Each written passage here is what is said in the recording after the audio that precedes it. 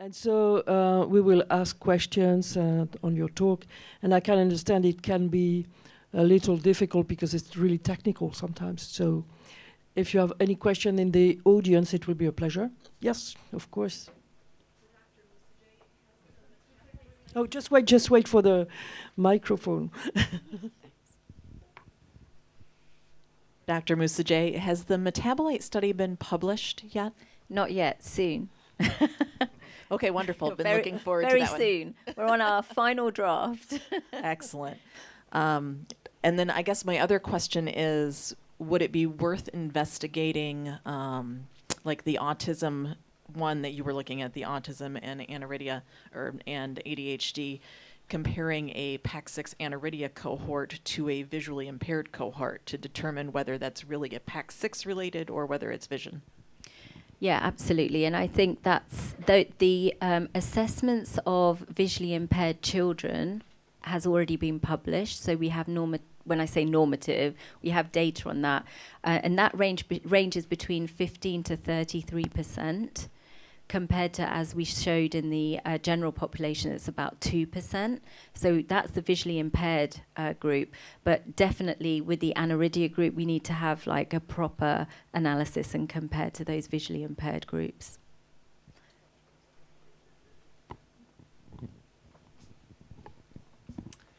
Thank you all. I have a question for Professor Moosajee. I found very interesting your finding that these patients may be in a pre-diabetic state, which I was not aware of. And I think it is very interesting because at some stages the keratopathy associated with aniridia may really resemble like some form of diabetic keratopathy. They have reduced corneal sensitivity and that, mild neovascularization, epithelial defects going and coming. So I would suspect that, if this is like condition based on like prediabetes, you may have peripheral neuropathy as well. Have you any insight into this, like either clinically or from, what you can gauge from those metabolomic studies? So now you've said that, I actually will agree with you on those corneal changes. So just taking the eye itself. So I was just saying yesterday that, we've got, first of all, a significantly higher rate of diabetes in our aniridia population compared to the normal population. But we traditionally have been more focused on the back of the eye, what's going on in the retina. The fact is that those patients fall out of diabetic screening services because they have foveal hyperplasia and they can't have their imaging done in the community, and so they tend to come to the hospital, but we don't even really know, because it's not been published, what diabetic retinopathy looks like, because there's no macula as such. But when you talk about the anterior segment changes with the corneal vascularization, there could be an element of that. I personally haven't looked at peripheral changes, but that is certainly something that could be done with somebody who's a diabetic specialist who may be looking after a cohort of that patients. But they have diabetes, so they will suffer from those systemic features. Yeah, thank you also for the nice talks. I have a comment related to the oxidative stress. I thought that was very interesting. And that's systemic. I know you looked at the plasma, but it's also interesting to know whether this is really something that you see a lot in the eye, because of course Martin Collinson, he's not here, but he has also shown that in the cornea it seems that there's a lot of oxidative stress markers upregulated in aniridia. And presumably this is also leading also to the cataract and also probably changes at the back of the eye. So I just wonder, do you have any evidence for in the eye oxidative stress in the patients that you've seen? Or? So I could only say my experience from the inherited retinal dystrophies, where we've done similar metabolomic studies. We know with retinal dystrophies, there's increased oxidative stress in the cells, and we see it being reflected in the blood plasma. No doubt, I would say that in the eye there's going to be increased oxidative stress. I'm just going to ask Dulce because she may remember. We probably did undertake oxidative stress and ER stress markers potentially in our IPS cells. I'm also trying to think, because we've got a PAX6 zebrafish model, and I can't put my finger on whether or not it has oxidative stress, but it's something that we can look at. But my feeling is, yes, you're going to get oxidative stress in the eye, whether it be the cornea or the retina. The problem is there is not necessarily an active process going on in the retina because it's more of the developmental defect, but certainly the front of the eye with all the changes and everything that we've spoken about being a pro-inflammatory state, you will get oxidative stress. So absolutely. So again, this is my experience of the retinal dystrophies. That where we know that there is increased oxidative stress, there are clinical trials underway for high-dose antioxidants. There is a trial for N-acetylcysteine, which is taken orally to counteract that. I actually just generally advise all my patients to obviously have a healthy, balanced diet with green leafy vegetables, but it's fruit that is black, red, and blue in color are very rich in antioxidants, and that certainly will not harm anybody to take those. But it may be absolutely with things like taurine or whatever that antioxidant supplementation may actually help the milieu of what's going on as well.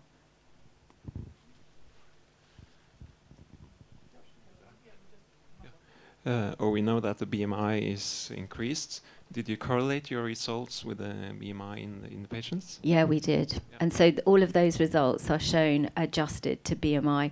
So 2 years ago, I presented in the UK about serotonin, because we actually originally found that patients had 30% lower levels of serotonin.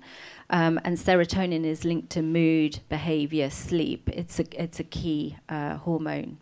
However, when we adjusted it for the BMI, we found that it was not significant. It was a trend for reduction, but possibly more related to the obesity rather than PAX6 directly.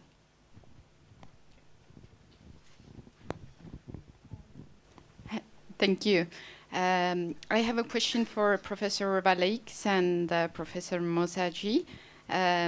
I wanted to know if you ever considered doing fish analysis to rule out WT1 deletion, because it takes less time and maybe less stressful for the parents to wait for the array analysis results. So our protocol is just to do an array, and it takes 2 weeks, so it's not actually that long. And it's our first pass, yeah.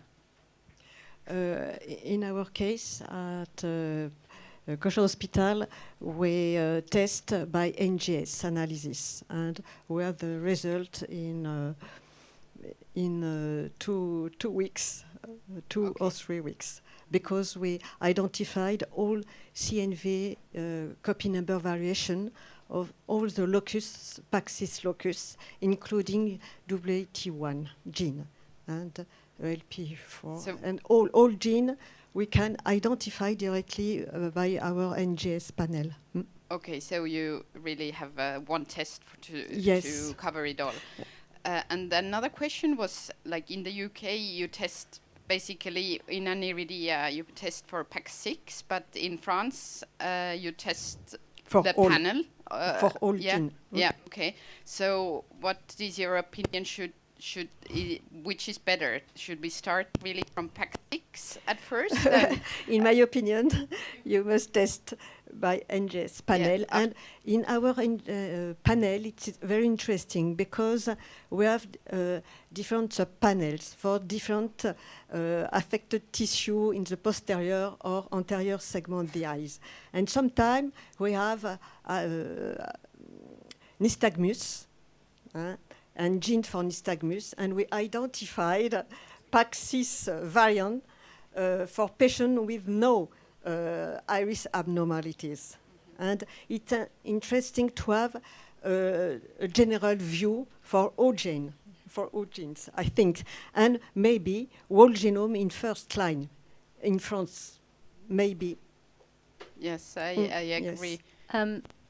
The problem is cost. Cost and time. And in the UK, we have the National Health Service, but they have centralized guidelines.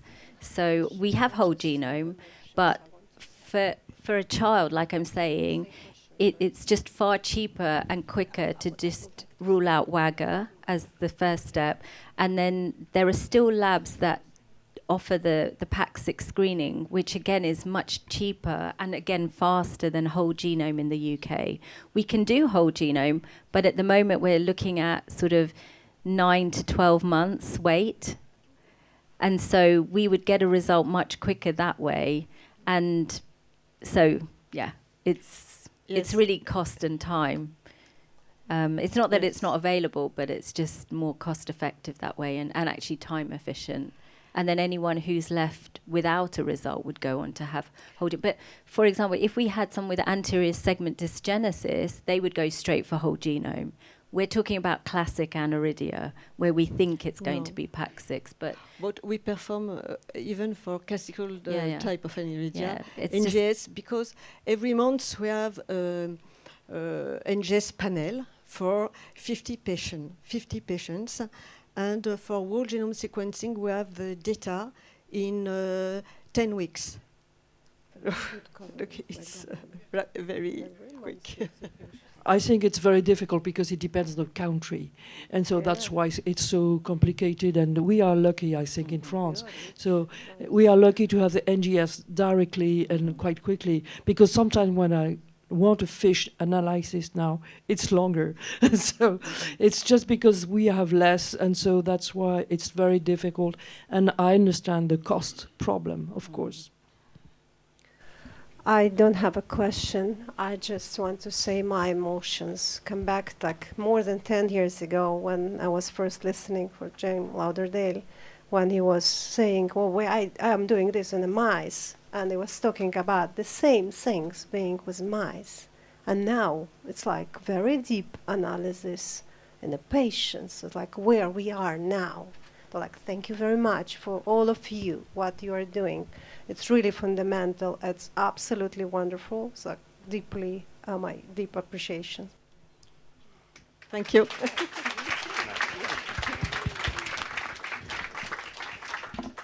Okay, before, actually, while Peter's coming up, I would like to pose a question. Don't run away. Since we got a genetics talk going, let's revisit the question, how do we deal with naming aniridia? Should it be gene-centric or phenotype-centric?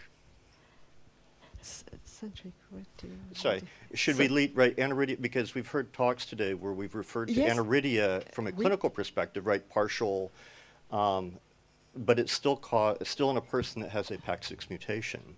So how do we name this thing? Should it be gene-centric? Gene-driven? so maybe yes, I I think it's better to... Oh, sorry. According to my opinion and my experience, among the 500 families solved in the laboratory, we have half of the family positive for PAX6. And we have the other one in 30, more than 50 other genes. And in my opinion, it's better to talk about PAX6 related phenotypes for me, because there is a lot of phenotypes, overlapping phenotypes, and with other genes. Donc, you must talk about phenotypes related to a gene, because now it's necessary to perform genetic analysis to have a precise clinical diagnosis. I just one thing on your talk though. For example, the PITX2 patient that you presented with the iris strands, and that wouldn't be necessarily a typical aniridia presentation, though. Ah, That no, would no. have been No, but Axel-Felriger. saying. Yeah, no, but, sorry, yeah, exactly. sorry. So I'm It's just a typical yes. Axel-Felriger. Yeah. Yes, no, so no. within No, that's no. all I'm just saying is no, that no. you know. Sorry. Yeah. No, Yeah. no, no. No, Yeah. no, no, no. The Axel-Felriger So syndrome. what we're trying to say is there was a picture of what looked like an Axenfeld-Rieger anterior segment dysgenesis patient that we wouldn't necessarily call aniridia, so we can't put it into that 500 patient cohort because it didn't have a phenotype fitting aniridia, did it? But some have another phenotype resembling congenital aniridia. I notably for FOXC1, yes, because exactly, often there is not systemic association malformation. Yeah. And voilà. Donc sometimes, and CP1B1 also. Yeah. There is glaucoma and typical aniridia sometimes, and it's very difficult. Yeah. So because of that, I would go for gene. Well, I think gene something and syndrome, though. But Okay. but I think we can't put those patients, the FOXC1, the CYP1B, into this aniridia one, because of kind of what I said yesterday, because of the different expression patterns, because of the other features of it. Those genes will have other factors in other parts of the body that we need to consider, but they're not necessarily aniridia PAC6. for sure. So Yeah. I really think you cannot dissociate both. It's clinical and gene.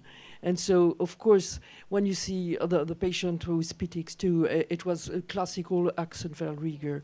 But sometimes you have a classical partial aniridia, and it's PTX2. And really, and sometimes I look and I know this is PAC6 related. But sometimes I'm not so sure, and that's why it's very important, and Sophie is there.